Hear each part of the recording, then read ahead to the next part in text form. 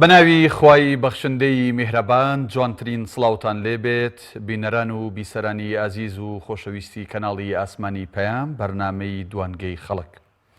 خۆشحاڵم لە ئەڵلقەیەکی نوێ لە دوای مانگی ڕەمەزانی پیرۆزەوە بە ئێوەی ئازیز و خۆشەویست شادەبم. سڵاو ڕێزی من وەک ئامادە و پێشکاری بەرنامە هەروها تەواوی ئەو ستافە بەڕێزەی کە لە پشتی کامێرە و ژووری کۆنتترۆلی پەخشن لە ئێمە بۆ ئێوە.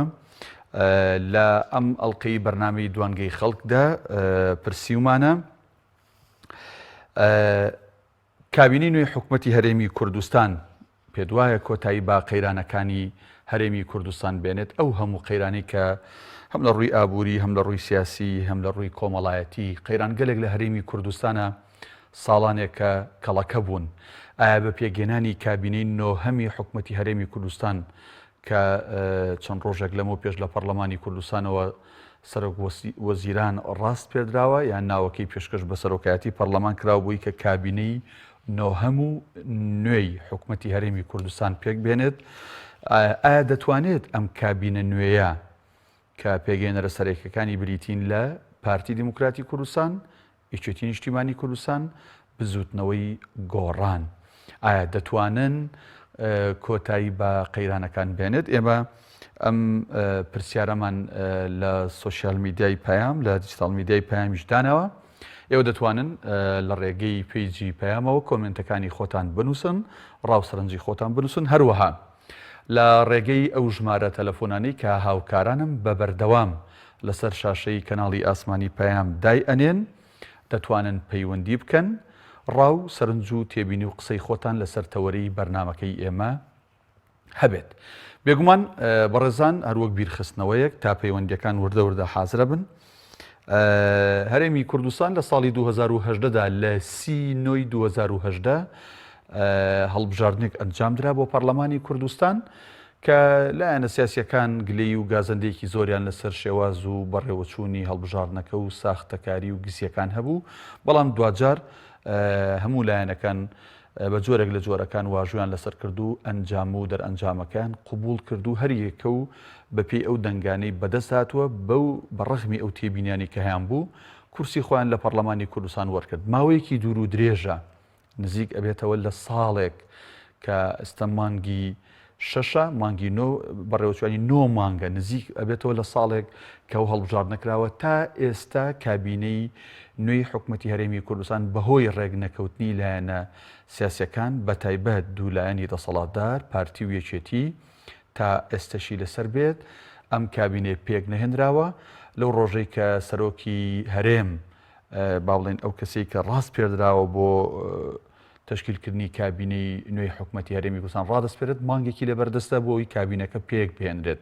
ئایا کابینەکە پێکەهێنرێت یان پێک نایێت یان گرفتی کە دروست دەبێ و ئەگەر پێک هات پرسیارەکەی ئێمە ئەلێرایە ئەگەر پێک هات ئەم کابینە نوێیە دەتوانێت بەرەو ڕووی ئەو قەیران و لەمپەر و بربەستانە ببێتەوە کە ئێستا لە ساحەی سیاسی هەرێمی کوردستان و ساحەی سیاسی عێراق و بەهۆی ئەو ئاڵۆزیانەی کە لە نێوان ئەمریکا و ئێرانیشدا هاتوونەتە ئاراوە دەتوانێت ئەم کابینەیە تەحەدی ئەم هەموو بربەستانە بکات یاخودنا.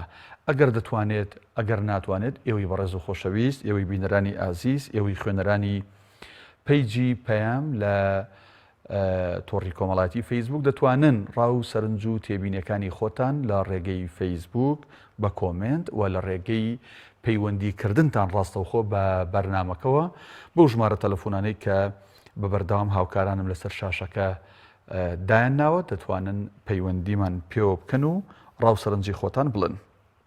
چەند کۆمنتێک لەسەر بابەتەکەمان نووسراوە. نیاز محەممەد دەڵێ خراپتر ئەبێت باش نابێت. هاوڕێکەریم نووسیوێتی 28 ساڵە چۆنیان بەڕێ کردووە هەروە ئەمێنێتەوە و هەرواش ئەڕوات. زانا ئەلانی ئەڵێت ئەوان خۆیان قەیرانەکانیان دروست کردووە ئیتر چارەسەرکردنی چی؟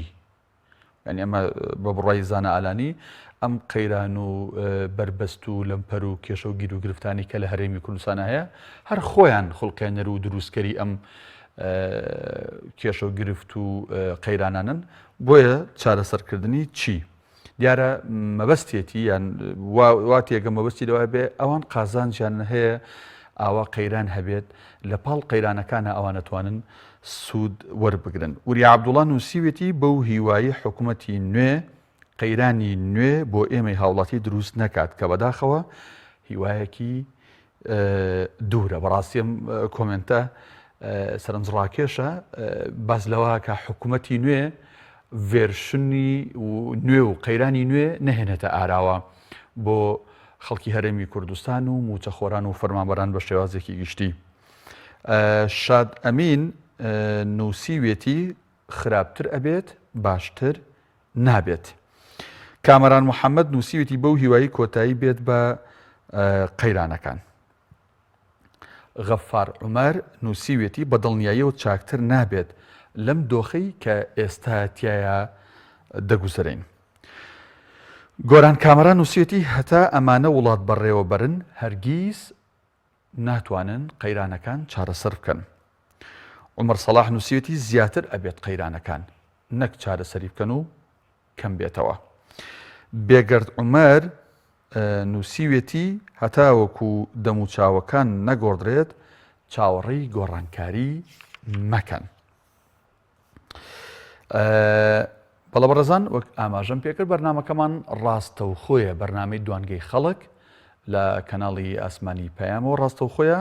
ئێوەی بەڕێز لەسەر تەوەرەی بەرنامەکەمان کە پرسیومانە بە بڕوای تۆ کابینەی نوێی حکوومەتی هەرێمی کوردستان دەتوانێت قەیرانەکان تێپەڕێنێت دەتوانێت قەیرانەکان چارەسەر بکات دەتوانن لە ڕێگەی ئەو ژمارە تەلەفۆنانەی کە بەردەوام هاوکارانم لەسەر شاشەکە دایانناوە پەیوەندی بکەن ڕاستەوخۆ ڕاوسەرنج و تێبینەکانی خۆتان بگەن. هەروەها لە تۆڕی کۆمەڵاتی فەیسبوک لە ڕێگەی پیجی پەیامەوە دەتوانن کۆمنتی خۆتان بنووسن. هاوڕێ کەریم نووسیوێتی 28 ساڵە چۆن بڕێیان کردووە هەروە زیاتریشی ئەکەن. بەڵێ زانە ئالانی نووسیوێتی ئەوانە هەر خۆیان بوون قەیرانیان دروست کرد چۆن بتوان قەیران کۆتایی پێبێنن. بە بڕای کاکزاناش ئەوان خۆیان ساحەبی قەیرانەکانن و بۆیە ناشتوانن یا با بڵین نایەنەوێت ویستێک نییە ئیرادەیەک نییە بۆی کە بتوان قەیرانەکان تێپەڕن و چارەسەری بکەن. ڕێباس دەڵێت یا نووسیوێتی ئینشاءالله دیارە ئومێدی وایەکە کابینەی نوێ بتوانێت کۆتایی با قەیرانەکان بهێنێت. وریا عەبدوڵڵا نووسیوێتی بەو هیوایە حکوومەتی نوێ قەیرانی نوێ بۆ ئێمەی هاوڵاتی دروست نەکات و پێشتریش ئاماژەمان پێکرد.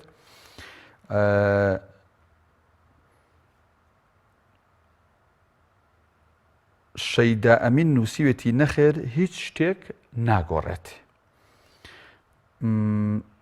درەخشان عوسمان نووسیوێتی خراپتر ئەبێت باشتر نابێت. سوارە حەسەن نووسیوێتی نەخێر ینی وای وەڵامی پرسیارەکە داوەتەوە کە نەخێر ناتوانن کابینی نوێ ناتوانێت قەیرانەکان چارەسەر بکات. بەڵێ دەچینە لای پەیوەندیەکان ئێستا کاک ئەحمەد لە پیرەمەگرونەوە لەگەڵمانە. کاک ئەحمەد سڵاوی خوات لەبێت. عەلەیکە سەلام وەڕەحمەت الله. شوێنی بەڕێز باشی قوربان سوپاس. زۆر سپاس. کاک ئەحمەد ئاگال لە تەوەری بەرنامەکەمان هەیە؟ بەڵێ بەڵێ ئایا کابینەی نوێ حکوومەت کۆتایی بە قەیرانەکان دەهێنێت یان بەڵێ بەڵێ باش. بەڵێ تێڕوانینی تۆ ڕاو سەرنجی تۆ تێبینی تۆ لەسەر تەوەری بەرنامەکەمان ئەو پرسیاری کردومانە چییە؟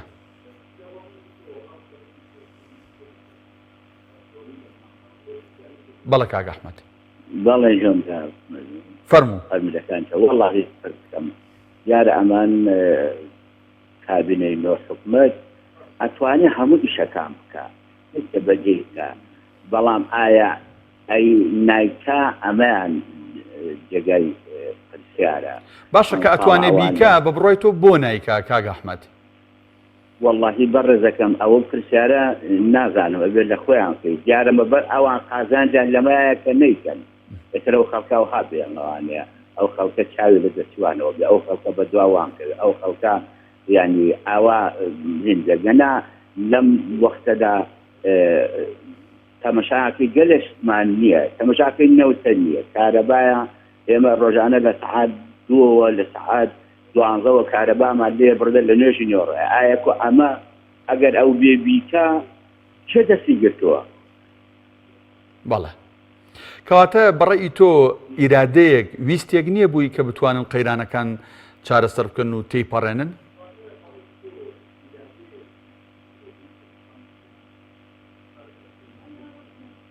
کاک ئەحمەد وەڵاهی من وەکو بیر و بۆچوونی خۆم وا خوێندنەوە وا بۆی هەیە کە نایکە نییە، یعنی ئەگەر دیکردایە خۆ هەڵسانەوەیەک بوو بۆ خۆیان، تۆمارکردنی مێژێک بوو بۆ خۆیان، سەروەریەک بوو بۆ خۆیان، بەڵام قەناعەتم وای هەیە نایکە. هاوڵاتیان لە هەرێمی کوردستان موچەخۆران فەرمانبەران بە چارەسەر نەکردنی ئەم قەیرانانە ئایا زەرمەند دەبن یان سوودمەند دەبن؟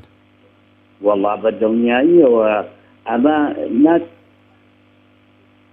وەڵا براکێ باخم ئەوە زەرمەندیە بۆ خەڵکە، ئەوە خزمەتکردن نییە، ئەوە مەسەرە بڵێن چۆنەڵی نەهامەتێکە بەسەر ئەو خەڵکە، خەڵگێسا چاوەڕێی موچەیە، چاوەڕێی سولفەی زەواجە، چاوەڕێی عەقار بوو، چاوەڕێی شتی چاتر و باشتر بوو لەمانە. بەڵام من زینم بۆ ئەوان ئەوەیە، ئامۆژگاریم بۆ ئەوان ئەوەیە ئینشاءڵڵا بە دڵێشی کراوە، بە یەکبوون، بە تەبابوون، بە برایەتی، بە پێکەوەژیان هەوڵ بدەن ئینشاءڵڵا ئەم دۆخە تێپەڕێنن، چاویان لەو خەڵکەوە بێ، بەسە ئەم عەزێردانی ناخی مرۆڤەکان بەسە. دەستخۆش، زۆر سپاس کاک ئەحمەد بۆ پەیوەندیکردن، بۆ بەرنامەکەتان هیوادارم سەرکەوتوو بن. سپاس بۆ بەڕێزی بۆ بەڕێزتان بۆ کەناڵی پەیام. زۆر سپاس بۆ تۆش بۆ بیر و بۆچوونەکەت و بۆ پەیوەندەکەت.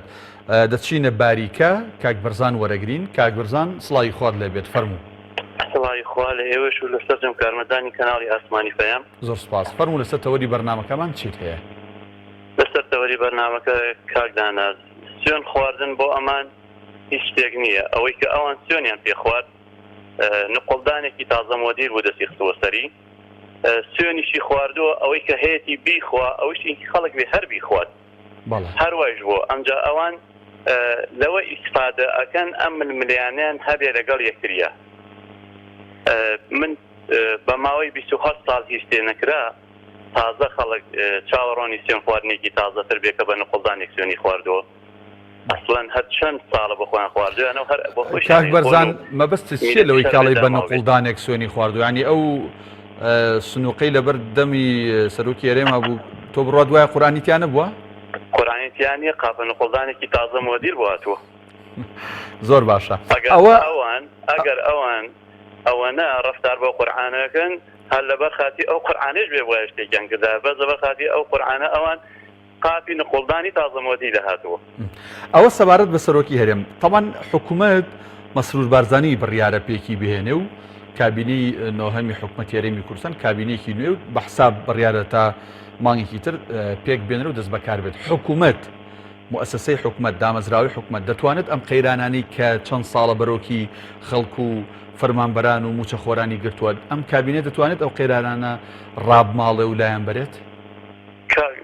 ناتوانێت، نەخێ ناتوانێت، چونکەم بۆ هەر حیزبە جگە لە دەسەڵاتی سەوز و زەر زیاتر هیچ شتێک دەسەڵاتی ئەوان زیاتر نەبێت، هیچ کەسێکی تر ناتوانێ و مافی نییە هیچ شتێ بکرێت. ئەوەشی کە ئەیکا ئەو هەستوێنە ئەیکا ئەم لاکا بە خۆی قسەکە بە زڵمان پێی خۆشە ئەو شتانە بکرێن. نەوەڵا فەرمانبەرانی داما و وایان لێ هاتووە هەمووی بۆ بە کۆیلەی دەستی دەسەڵاتی پارتی وێکێتی و بۆی هیچ شتێک ناکرێت لەم وڵاتە. دەستخۆش کاک بەرزان، سوپاس بۆ جەنابەت، سوپاس بۆ پەیوەندیکردن، هەروەها سوپاس بۆ ڕاو سەرنج و بۆچوونی خۆت لەسەر تەوەری بەرنامەکەمان.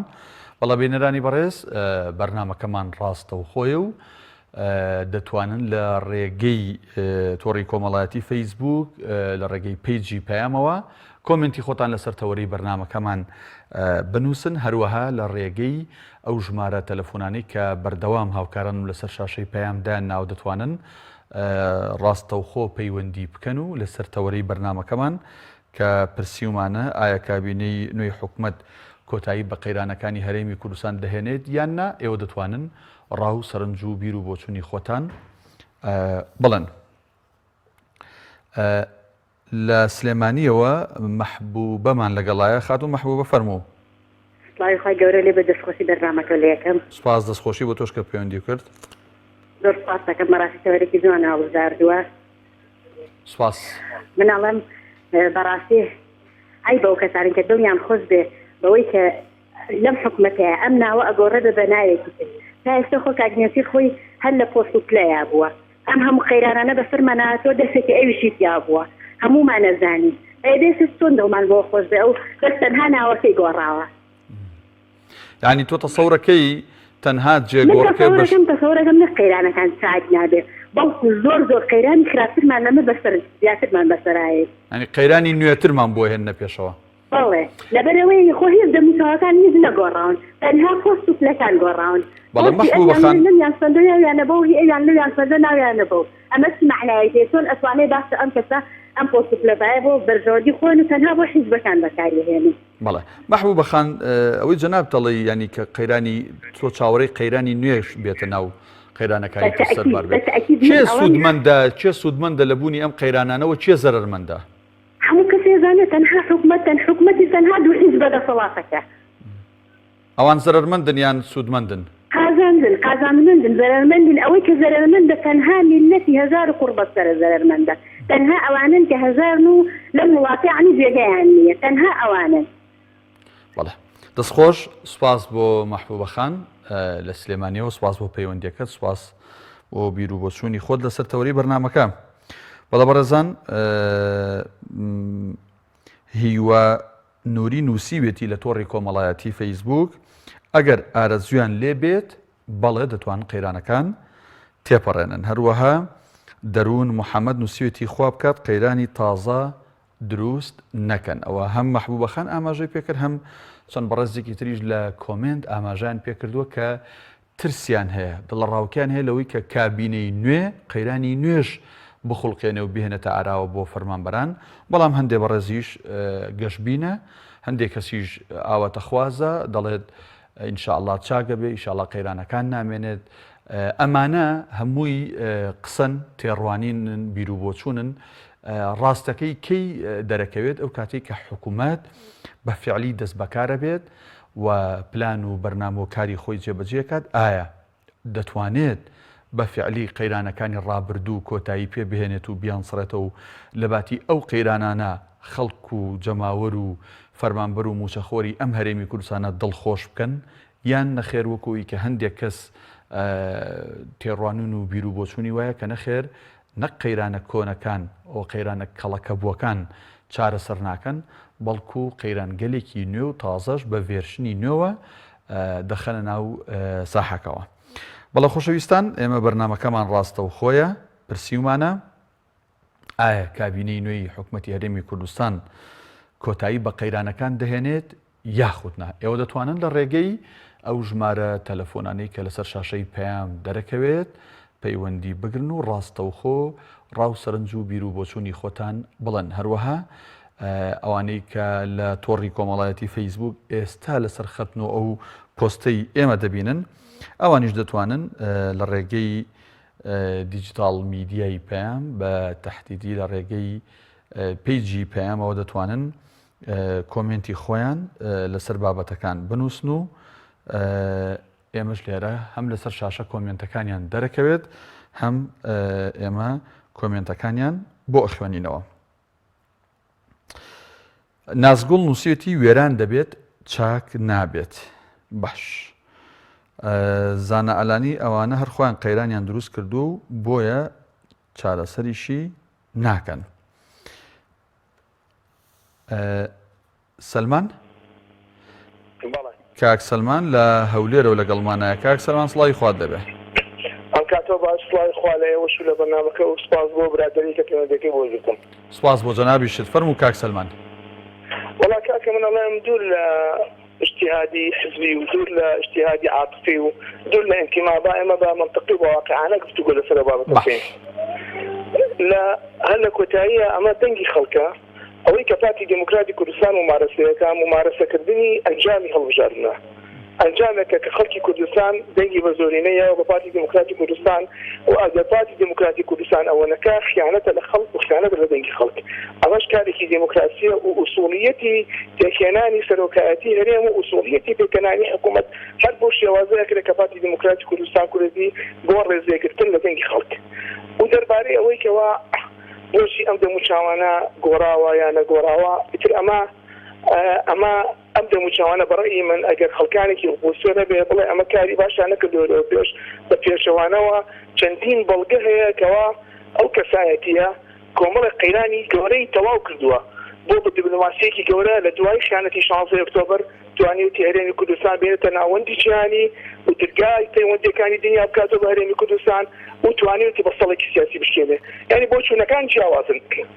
لەبەرەوە من ئەڵێم ئەم حکوومەتە نوێ ڕاستە ناتوانێت کۆتایی بە هەموو قەدانەکان بێ قەیران هەمووی کۆتایی پێ نایە قەیران وجودی هەیە بەڵام بە بۆچوونی خۆم کۆمەڵێ لە قەیرانەکان وەکو چاکردنەوەی بشێوی خەڵک وەکو دروستکردنی بەنداوەکان وەکو ئیجادکردن ئەتوانم کۆتایی بە هەنێ لە قەیرانەکان بێنێ و ئەگەر ئێمەش بمانەوێت دڵسۆزی بۆ حکوومەتە بین لەبێت پاڵپشتی بین لەبەر یەک سەبەب ئەگەر ئەم حکوومەتە خۆی تشکیلە کەسی کە نییە حکوومەتی ئێمە ئەبینین کەس کاندید نییە بۆ هەرێمی کوردستان بەس پارتیەتی ئەبینین کەس کاندیدی نییە بۆ حکوومەتی کوردستان بەس پارتیەتی ئێ وەکو کاندیدتان نییە لایەنەکانی تر وەکو تواناتان نییە کوردوتەنی دەستێک نەتوانم بیبڕمە دەماچیکەم با پشتی ئەم حکوومەتە بین بزانین ئەم حکوومەتە چێکە و هیوادارین هەمومان ئەم حکوومەتە کۆتایی بە نەهامەتەکان بێنێ و زۆر سپاس بۆ ئێوەش کە پەیوەندەکەتان. زۆر سپاس کاک سەلمان، سپاس بۆ بیر و بۆچوونی تایبەتی خۆت کە لە سەرتەوەری بەرنامەکە وروژان تووتێ هەرچەندە ئەگەر وەک من لە پێشەکەکە ئاماژەم پێکرد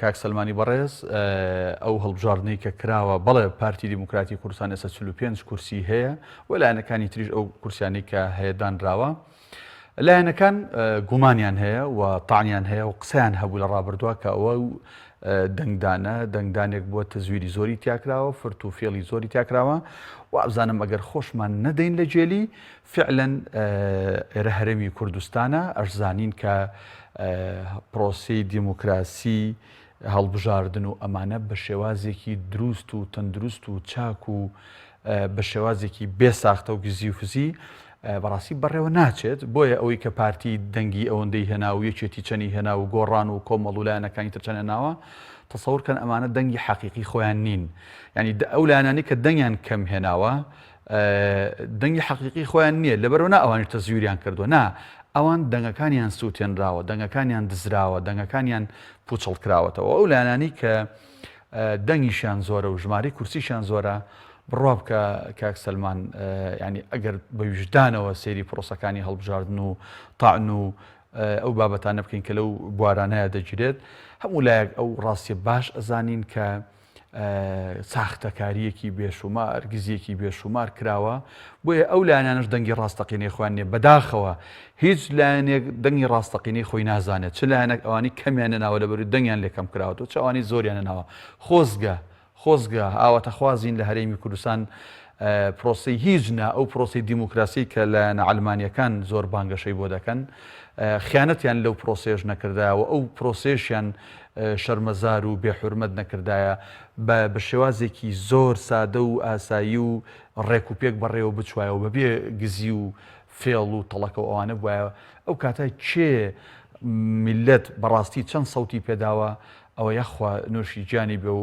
ئەو دەسەڵات و کورسی کە وەریەگرێت ئافێتی بێ و خۆی چۆن کاری پێوەکە پێویکە بەڵام ئەوشمان بیر نەچێ هەموو ڕێژەکان پێمان ناڵێن کە لە سەتا چلیش لە هەڵبژاردننی ڕابردووە خەڵک چوبێ بۆ دەنگدان زیاد لە سەدا 60 دانیشتوان و دەنگدەری ئەم هەرێمی کوردستانە ئەوانەی کە شمولی دەنگدانیان کردووە نەچوون کەواتە ئەگەر پارتی لە 145 دەنگەکانی هێنا بێت کاک سەلمان و بینەرانی بەڕێز و خۆشەویست لە 145 لە 140 ئەو کەسانی بەشداریان کردووە ئەی لە 160 تر کە بەشداریان نەکردووە خۆ ئەوان زیاترن یعنی ئەو خەڵکی بەشداری نەکردووە بایکۆتی کردووە قەناعەتی بە پرۆسەکە نەبوو من ناڵم ئەمە ڕاستە بەڕاستی شتێکی هەڵە بووە هەر چۆنە بێت تۆ بچۆ بەشداری بکە دەنگ ینی بڕات بەچێ دەنگ بدە بە و یان هەر نادەنگەکەی خۆت بسووتێنە بووی کە ئێوارە تەزویری پێوە نەکرێت بەرحاڵ ویستم ئەو چەند ڕوونکردنەوە لەسەر قسەکانی بەڕێز کاک سەلمان بدەم کە لە هەولێرەوە پەیوەندی کرد ڕای و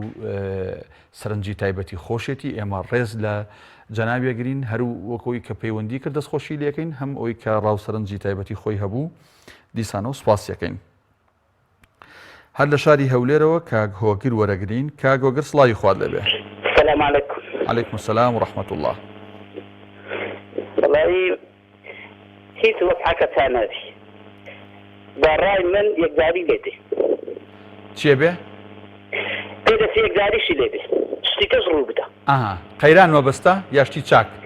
وڵا قەیران و شتی کەس ئینشەڵا شتی خراپ نابێ. بەڵێ ئەڵەم ئیشەڵا شتی خراپ نابێ. وڵا ئیشەڵا نابی بەس ئەو دوو حیزبە شتی عەنتیکە عەنتیکە چێ سریش دروست دەکەن. بەڵێ داواش لە کۆمەڵی ئیسلامی دەکەم داواش لە گورتی ئیسلامی دەکەم داواش بزنەوە هیچ و لە حکومەتەکە بەشداری نەکەم مەدا حکومەتە چەند ساڵێکە هیچ ئیستیفادەی نەبووە ئەو کابینەش ئیستیفادەیەک فلسطینیە. بەڵێ دەستخۆشیش لە ئەندا پەرلەمانەکانی هەردوو فراکسیۆنی کۆمەڵ و بزوتنەوە دەکەم کە بەشدا مەسەن دەنجیان نەدا. بزوتنەوە مەبەستی چێە کاک هۆگر؟ داوام دەکەن هەر بەردەوام بزوتنەوە چێ مەبەستی چێە کام بزوتنەوە؟ مەقسەدمەوە کۆمەڵ و یەکگرتو. یەکگرتو بەڵە بەڵە بەڵە دەست خۆش. زۆر سپاس کاک هۆگرجان لە هەولێرەوە. مەقسەدم گوتم بەدەوی هیچ کورسی بەدەستنێنە لە هەرژانەکان دۆی. ناخەوتم نەوەک مەبەستە بزوتنەوەی گۆڕان بێ یان بزوتنەوەیکی ترە بێ کە من نایم نەویستی بێ. ئیسلامی بەدەوی هیچ کورسی بەدەستنێنە.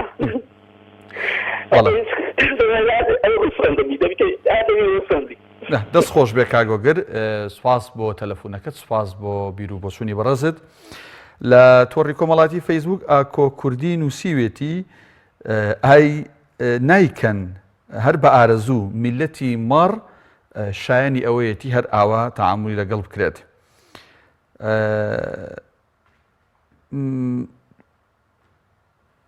بەڕێزێک نووسیوێتی من هەر بە یەکجاری کوردم لە بەرچاوکەوتووە کە ئەوە بەڕاستی ئەو پڕی ڕەشببینیەتی بەناشکوری نەبێ ئەنی لەلایەکەوە ناحەقی ناگرین بەڵام نابێ بگاتە ئەوەی کە ئاوا بڵێت.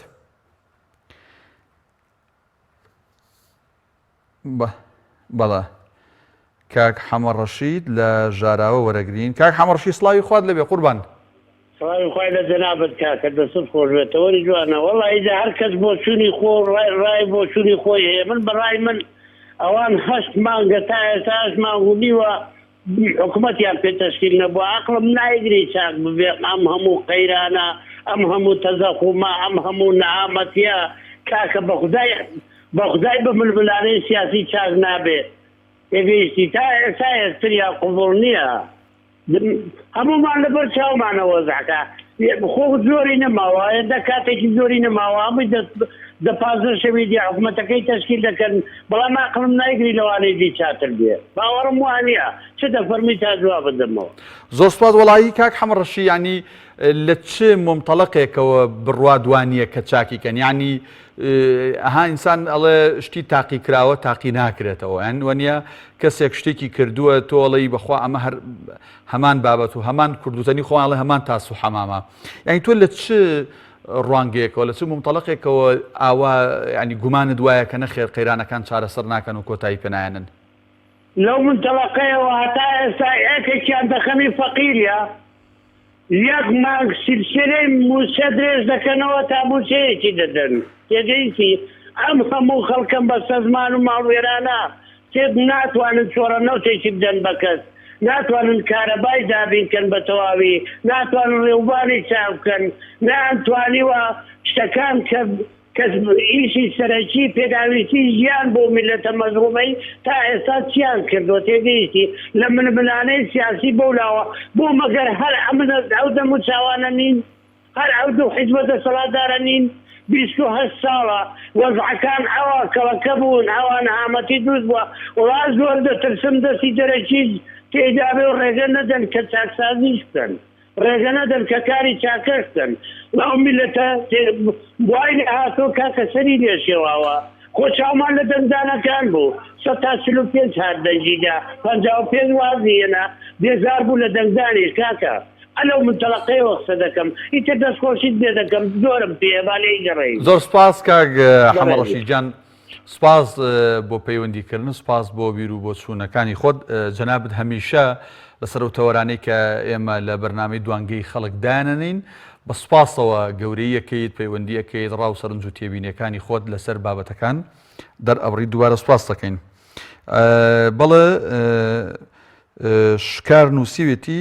تەڕەدودی کەناڵە بەڕێزەکەتان لەسەر شاشە دابنێن بەڕێزم هەم لە لایڤەکە هەم لەسەر شاشەی پێیان لەو توڵباڕ و شریتی کە لە ژێرەوە بە وردی ئەڕوات بە بەردەوام فریکوێنسی کەناڵی ئاسمانی پەیام دەڕوات ئەگەر هەر بەرچاوی شت نەکەوتیان نەدۆزیەوە دەتوانانی لە ڕێگەی پیجی پەیامەوە نامە بنێری لە خزمەتین ئێمە فریکوێنسەکەت بۆ ئەنێرین.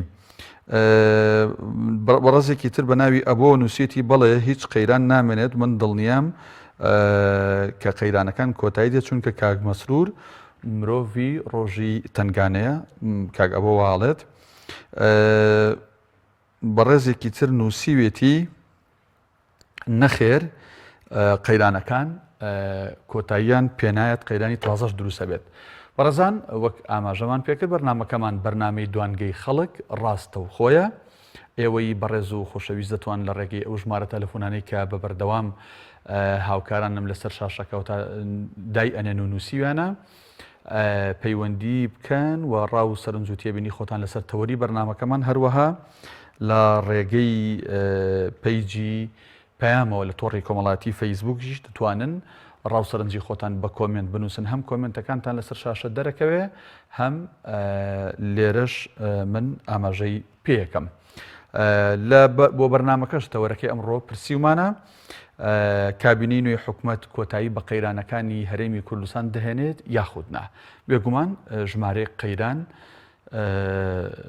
بەرۆکی فەرمانبەران و موچەخۆران و هاوڵاتیانی ئەم هەرێمە بەژمێنەتەی گرتووە لە ساڵانی ڕابردوودا ڕایەگەی کە قەیرانەکان دەسەڵات حکوومەت دوو حیزبی دەسەڵاتدار بە تایبەتی خۆیان دروستیان کردووە خۆیان هێناویانەتە بوون چونکە لە پاڵ ئەو قەیرانانەیە ئەوان دەتوانن سوود وەربگرن ڕایەکی ژێ نەخێر قەیرانەکان دەرەکین و حکوومەت و لایەنە سیاسیەکان دەستیان نییە لە قەیرانەکان بەڵکو ئەمان ڕوبەڕووی قەیرانەکانیش بوونەتەوە هەوڵیشیان داوە قەیرانەکان چارەسەر بکەن ئەم دوو ڕایە هەیە بەڵام ئێمە دەپرسین ئایا بە پێگەێنانی کابینەی نوێی حکوومەتی هەرێمی کوردستان قەیرانەکانی ڕابردوو چارەسەر ئەبن یان بەردەوامە بن یان وەک هەندێک بەڕێز کە نووسیویانە یان لە تەلەفۆنەکانە ئاماژیان پێکرد ڕایەکی ژێ نەک قەیرانەکانی ڕابردوو چارەسەر نابێ بەڵکو ترسیان هەیە کە قەیرانی نوێ بە شێوازی نوێ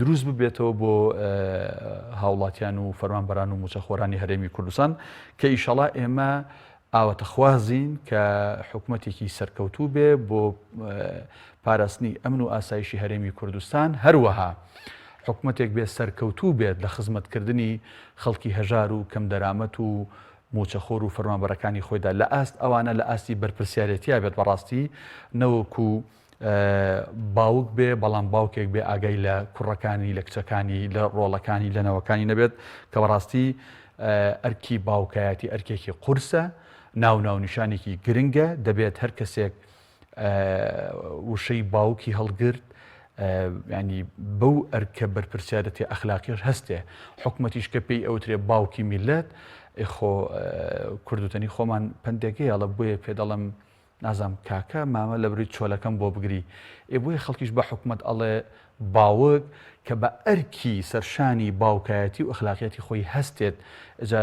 باوکێک کە مناڵەکانی برسیکە باوکێک کە ڕەوشت و ئاداب و تربێتێکی باشی منداڵەکان و نەوەکانی نەکات ئەم باوکە ینی بارە بەڕاستی بەسەر خێزانەکەەوە بارقورسیە بەسەر خێزانە و مناڵەکانەوە نەوەکو بڵێ دەرویەکیان لێکاتەوە یان دەبێتە هۆی ئەوەی کە خێزانەکەی و مناڵەکان بەرە و ئاسۆیەکی گەش و ئاسۆیەکی ڕوون بەرێت وە ئێمە هیوادارین کە حکوومەتی هەرێمی کوردستان کۆمەڵی ئیسلامی تیا بەشدار بێت یا بەشدار نەبێت ئۆپۆزیسیۆن بێت یان نەبێت هەمیشە لەسەر زاری سەرکردەکانی کۆمەڵی ئیسلامی و ئەو دووپات کراوەتەوە لە مەسلحەتی هەم ئێمەوە کۆمەڵی ئیسلامی هەم خەڵکی هەرێمی کوردستانە کە حکوومەتێکی دادگەر حکوومەتێکی باش حکوومەتێکی سەرکەوتومان هەبێ لە بەڕێوەبردننی ئیدارەدانی وڵات لە بەرەو ڕووبوونەوەی قەیرانەکان ئەمە هەمومان لی سوودمەند و لێ قازانجوین جا لە حکوومەت بەشدار بین یا بەشدار نەبین بەڵام ئەگەر ئەو حکوومەتە ئێمەشی تیا بەشدار بین یا بەشداریش نەبین حکوومەتێکی فاشیل حکوومەتێکی گەندەڵ حکوومەتێکی دز و ڕاوڕوت و ئەوەی کە باسەکرێت ئەوە بێت خوا نەخواستە ئەوە هەم ئێمە کە بەشدار بین یا بەشدار نەبین زرە دەکەین هەم هاوڵاتیانی هەرێمی کوردستانیش بە شێوازێکی بەرفراوان بەڕاستی هەر زەرەریانە.